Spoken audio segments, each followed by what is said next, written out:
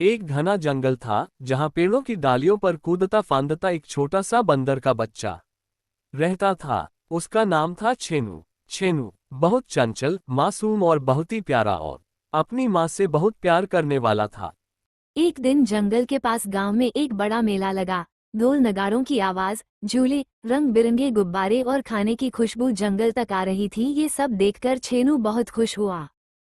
छेनू की माँ मेले में फल बेचने आई थी और छेनू भी उसके साथ आ गया। मेला देखकर छेनू की आंखें चमक उठीं। माँ, मैं बस थोड़ा घूमकर आता हूँ कहकर वह लोगों की भीड़ में घुस गया। कभी झूले देखता, कभी बंदर वाला तमाशा, कभी गुब्बारों के पीछे भागता। घूमते घूमते छेनू को पता ही नहीं चला कि वो अपनी माँ से कब बहुत दूर आ गया। जब उसने इधर उधर देखा, माँ कहीं नहीं थी।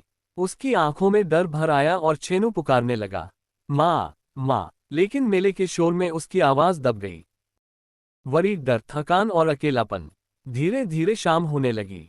मेले की रौनक अब छेनू को डरावनी लगने लगी। उसके पैर दुखने लगे, पेट में भूख से अजीब सी जलन होने लगी। उसे बहुत जोर से भूख लग रही थी। उसने एक दुकान पर गरम गरम समोसे देखे। उनकी खुशबू से छेनू का दिल बैठ गया। निर्दयता का सामना। चोर चोर, लोग चिल्लाने लगे। किसी ने डंडा उठा लिया, किसी ने पत्थर फेंक दिया। बेचारा छेनू डर के मारे भागने लगा। डंडे उसकी पीठ पर पड़े। माँ, मुझे बचा लो, वह जोर जोर से रोने लगा। निर्दयता का सामना। चोर चोर, लोग चिल्लाने लगे। किसी ने डंडा उठा लिया, किसी ने पत्थर फेंक दिया।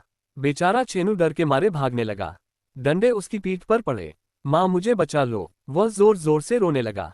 आंसुओं की पुकार। छेनू दर्द और डर से जमीन पर बैठ गया। उसका समोसा भी गिर गया, लेकिन आंसू रुक नहीं रहे थे। तभी उसी भीड़ में एक बूढ़ी अम्मा ने ये सब देखा। उनका दिल भर आया। उन्होंने डंडा रोकते हुए कहा, अरे, ये बच्चा है, भूखा है, कोई चोर नहीं। दया और इंसानियत। अम्मा ने छेनू को गोद में उठा लिया, उसके आंसू पोंछे, उसे पानी पिलाया। दुकानदार को भी अपनी गलती का एहसास हुआ। उसने चीकू को 2 समोसे और कुछ फल दिए। माँ से मिलन। थोड़ी देर बाद वन विभाग के लोग आए। छेनू की माँ भी रोती बिलखती ढूंढती हुई पहुंची। माँ को देखते ही छेनू उससे लिपट गया। दोनों देर तक रोते रहे। सीख। मेला खत्म हो गया, लेकिन छेनू ने एक बात सीख ली। अकेले कहीं नहीं जाना चाहिए। भूख मजबूरी हो सकती है, लेकिन दया सबसे जरूरी है। और लोगों ने भी सीखा, कमजोर को मारना नहीं, समझना चाहिए।